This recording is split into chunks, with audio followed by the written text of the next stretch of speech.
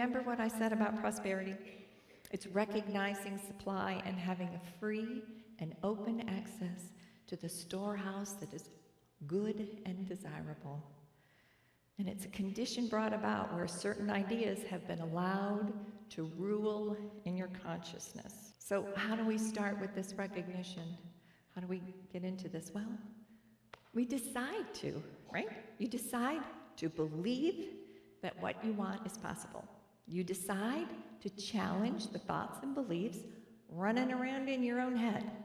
You decide that God is your source of all good, not your job, not the stock market, not your spouse. Decide not to let those thoughts run wild in your head anymore. And when we do these things, we align ourselves in the flow of the universe. And I want to leave you with these words from Eric Butterworth. The whole universe is on your side. Life is forever biased on the side of healing, on the side of overcoming, on the side of success.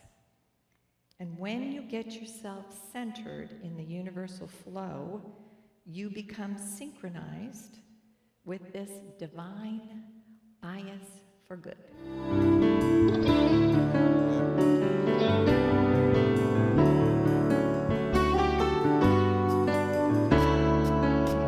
Thank you. It's so wonderful to be back. I think the last time I was here, it was winter solstice 2019, so apparently celestial events call me to the church. I'm going to let you know up front, shameless plug. Prosperity class starts on Wednesday. The board wanted to have a prosperity class. I kept thinking, pick me, pick me, pick me. Pick me. There are things in my life that I want to be, do, and have. And I know that if I'm teaching a class, then I immerse myself in the principles and the topics for months. And it's amazing. So, completely selfish act on my part, holding the class, but I can tell you I have manifested little things in my life, and I have manifested big things in my life, and I have manifested enormous blocks to my good in my life. But Eric Butterworth tells us God can only do for us what God can do through us, right? So, man, once you get the rhythm of getting rid of those blocks, and yes, I do use EFT in my classes. It's not part of the Unity curriculum, but boy, howdy, does that break through a lot of blocks. So we'll be doing that too. So once you get that open and clear channel for God to work through you, boy, does that inject you with faith, just amazingly.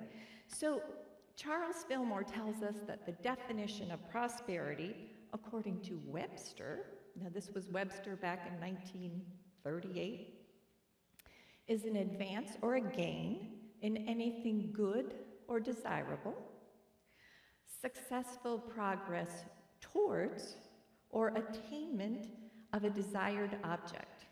Now, I have dictionaries at home. I did not look this up online. I went to my big old 2-volume set, and Oxford says to prosper is to thrive. I want to be a thriver, not a survivor. So prosperity doesn't mean the same thing to any two people, right? What registers in my life as prosperity probably doesn't even get on Elon Musk's radar, right? It's always different. We all have different perspectives. And prosperity isn't necessarily all about money. Fillmore says prosperity is recognizing supply and having free and open access to an inexhaustible storehouse of all good and desirable things. Remember the first song they sang about it raining down? That's the storehouse. And Butterworth says prosperity is not having things. It is in the consciousness that attracts things. Prosperity is a way of living and thinking, not having money or things. And poverty is a way of living or thinking. It's just not the lack of money or things. So prosperity is when certain ideas have been allowed to rule, the number one rule running around in our head and our consciousness.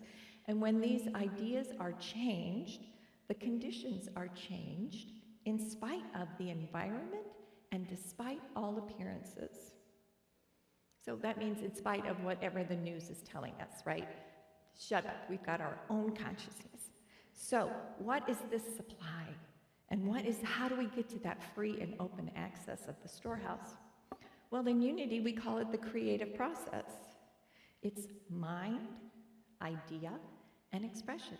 And I know all of you who've been coming for a long time are probably familiar, but people who are new, we're going to have a little Unity 101 class in 20 minutes. So the creative process is the template for creating everything. Using this template, which is God mind, or God's substance, you'll hear Fillmore talking about substance a lot. That is the divine energy behind everything that's created in this 3D world. And we couple that with an idea. It can be a divine idea. And we hold that in mind, and we inject with our faith and with our imagination, our emotions, into that idea clothed in substance. And that starts a staging area for our future manifestations to come from. Okay? It's kind of like putting your batter up on deck, right? You're queuing up all these things. So through our predominant thoughts and the use of faith and imagination, we shape the idea with the divine substance so it can come alive. And we use this process because we are co-creators with God, right? To bring the idea into expression in the 3D world. And we're doing it all the time. All the time. If you are breathing in and out, you are creating. Now, are you creating consciously? Or are you creating subconsciously? The mind idea expression process doesn't have to proceed in a great direction. It can go in a crappy direction too. It doesn't care. So negative and habitual thoughts have the power to create. So our faith faculty and our imagination faculty, which are 2 of our 12 powers, right, can both be used positively or negatively. So how are you using faith? Is God your source? Or is it, oh man, this always happens to me. It never fails. That's faith. You have faith, but it never fails. And how's your imagination? When my kids were teenagers, let me tell you, it was not safe to be in my head, okay? It was not a good place. So when we say that God is substance, we mean that substance is God's way of showing up for us in this universe. Substance is the divine energy without which nothing can come into being. Substance is not something that God creates. It is God. So substance can't be seen, touched, smelled, heard, nothing. It is that which stands under all that appears. Really? Really? How do we know that? Unity principle number 1. What is that? There is one power and one presence in this universe and in my life, God the good omnipotence. That's how we know God is behind everything. We shape substance with our thoughts and our attitudes and our mind faculties of faith and imagination. We're grabbing hold, and we're wrapping it in substance, and we're putting our faith and our imagination and charging it with emotions, sending it out to be manifested. Remembering it doesn't care how it's shaped because substance has no free will. It responds to our ideas about it, and it is the never-ending yeah of the universe. Oh, you want that? Yeah, you can have that. Oh, you think that's going to go terrible? Yeah, you can have that. Right? So this is why it's so good to have a prayer buddy, a mastermind partner. I don't know, take a prosperity class. So you can have someone else say, hey, do you really want me to affirm that for you? We need to start questioning. Just because we have a thought doesn't make it true, right? Just because we have an experience from an emotion from a thought doesn't make it true. So how many times have you set a goal and you thought, oh, this would be so good. I mean, you can feel God tapping on your shoulder, putting that desire in your heart. And the next thing you think is, oh man, I don't know if I can do that. I'd be so embarrassed if somebody found out about it. I don't know if I deserve this. Has that ever happened? We need to stop that habitual grinding down of the joy of creation from these false thoughts and beliefs that somehow got stuck in our minds. I don't care if it was from your upbringing or a previous church. They just aren't true. They're not.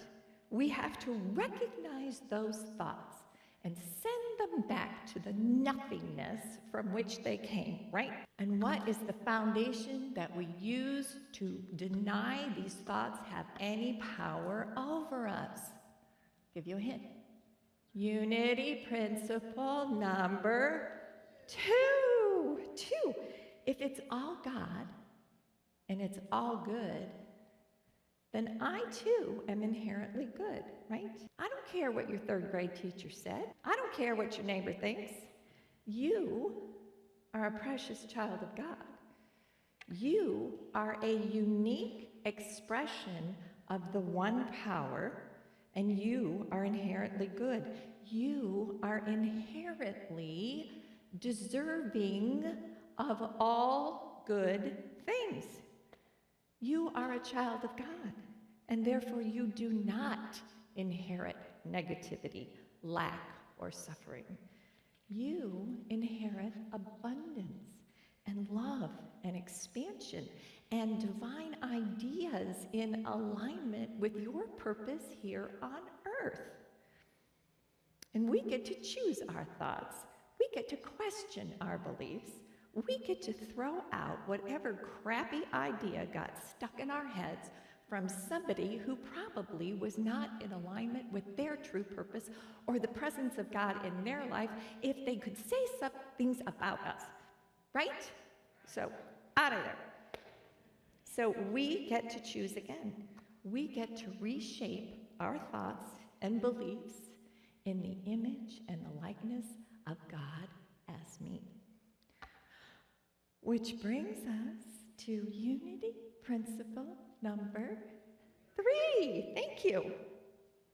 I create my experiences by how I choose to think, feel, and believe. So let's start clearing up what we're thinking, feeling, and believing, y'all. Okay, I'm going to have a caveat here. I also teach the doctrine of SSH. Sometimes happens, okay? And that is a circumstance.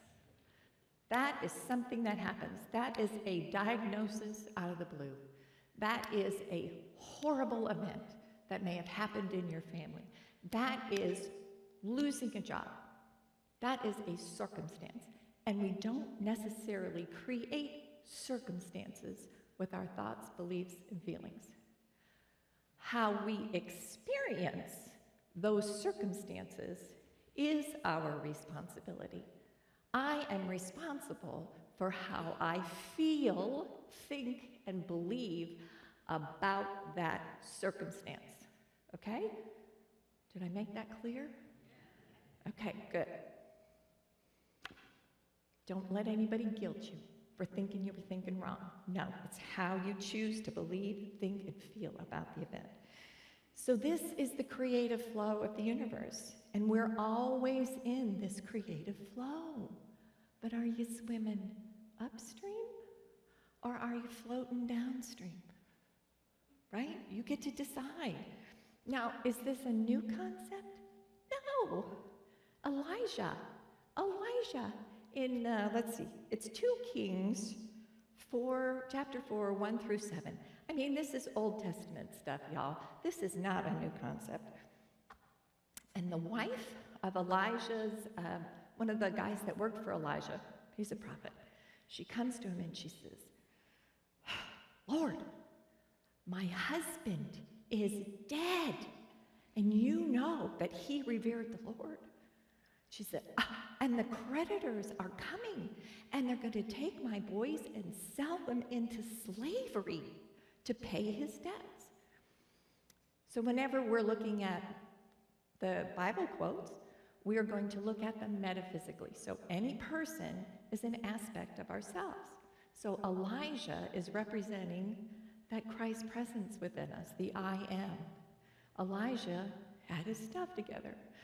This poor widow was looking to her husband as her source.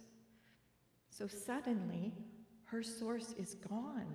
And not only is her source gone, the bad men, the terrible things, are going to take her only 2 possessions, her sweet boys. And Elijah looks at her and says, well, what do you want me to do? What do you got in your house? And so if you hear house, that's consciousness. So, hey lady, what's in your consciousness, right? She said, I have nothing. Haven't you been listening? My husband is dead. And then she goes, oh, wait a minute. I have a jar of olive oil. So Elijah says, great. Go out and get more vessels and bring them back into your house and fill up, close the doors. Don't let anybody else in, right? So close the doors, fill up the vessels. So she's okay. So she and her sons go out, collect all the jars they can find. They come back to the house, they close the doors, they go within. So she's going within her consciousness. She has brought other aspects of consciousness into her house. She's expanding her consciousness. And she keeps filling the jars and filling the jars, and the oil stops when there are no more jars. So she had a need, and the need was completely filled. Ask and you shall receive, right? Give us our daily bread. So she goes back to Elijah. She says, I did what you said. He said, great, go out and sell it all. Pay off the creditors, and there you go. You can live on the rest. So she did. So this is our reminder, our ancient reminder, that God is our source, and that we realize that consciousness by going within, closing the doors, expanding our awareness of the presence of God, not only as us, in us, through us, but as our source. Which brings us to unity principle number 4. Through prayer and meditation, we align our hearts and minds with God, and denials and affirmations are the tools that we use. So who else do we know was able to focus on substance rather than lack? Unity co-founder Myrtle, maybe? I mean, she'd heard, it's time for you to go home and get your affairs in order because you've got tuberculosis, and hey, by the way, your whole life you've been weakly and sickly, and your whole family gets tuberculosis, so you're not going to live much longer. And then she heard E.B. Weeks say, I am a child of God, therefore I do not inherit sickness. And she grabbed that divine idea, right? Clothed it in substance, prayed and meditated, and forgave herself for her wrong thinking about how miraculous her body really was. It took her 2 years to heal completely. But hey, 2 years against a lifetime of programming, that's pretty good. Okay, so I'm going to tell you a couple of funny stories from my life about grabbing hold of a divine idea and running with it. So my mom, in 1987, now they had been true students since the 70s, okay? So mom always got divine ideas, and they were great. But this one really shook my dad. She said, I want you to go out and sell all of the stocks. I want to get out of the stock market. And Dad said, huh. She said, I'm not kidding. Get down there, sell all of our stocks right now. So kind of dragging his heels, and she finally said to him, Parm, you go down there and you sell all of our stocks, or I'm going to go down there and I'm going to hide the money from you. Dad got right up, went down and sold the stocks. So 2 weeks later was my wedding day. It was October 17th, 1987. On Monday, which is now known as Black Monday, the stock market crashed. It lost half its values. On Tuesday, Mom and Dad went back to the broker, bought all their stock back, plus more, and in 6 months, the entire stock market had recovered. That's prosperity, right? That's money. Now, years later, when Mom was in her 80s, she was diagnosed with macular degeneration. And that's where you lose the sight in the middle of your vision. Now remember, they'd been true students for a long time. And her greatest fear, she'd always said, was losing her sight because she couldn't read anymore. That was not lost on her and my father. So they got busy and they started prayer, meditation, and EFT. They used all the tools they had available to them. And my mom said, you know, I think my sight is getting better. Now, macular degeneration, according to the doctors, is not reversible. You can't repair the damage. But remember, with God, despite appearances, right? So she goes to the doctor. She says, I don't care what your tests say. My eyesight's better. Insert his eye roll of an 82-year-old lady walking in saying, my eyes are better. Get out of here. Sure enough, her eyes were better. And do you know what the crazy thing was? He never asked her what she did. That was so far out of his paradigm that he could not grasp that concept. So that brings us to unity principle number 5. It's not enough to know this stuff. We have to actually live it, right? So remember what I said about prosperity? It's recognizing supply and having a free and open access to the storehouse that is good and desirable. And it's a condition brought about where certain ideas have been allowed to rule in your consciousness. So how do we start with this recognition? How do we get into this? Well, we decide to, right? You decide to believe that what you want is possible. You decide to challenge the thoughts and beliefs running around in your own head. You decide that God is your source of all good, not your job, not the stock market, not your spouse. Decide not to let those thoughts run wild in your head anymore. And when we do these things, we align ourselves in the flow of the universe. And I want to leave you with these words from Eric Butterworth. The whole universe is on your side. Life is forever biased on the side of healing, on the side of overcoming, on the side of success. And when you get yourself centered in the universal flow, you become synchronized with this divine bias for good. Amen, right? All right, I'm done yakking at you.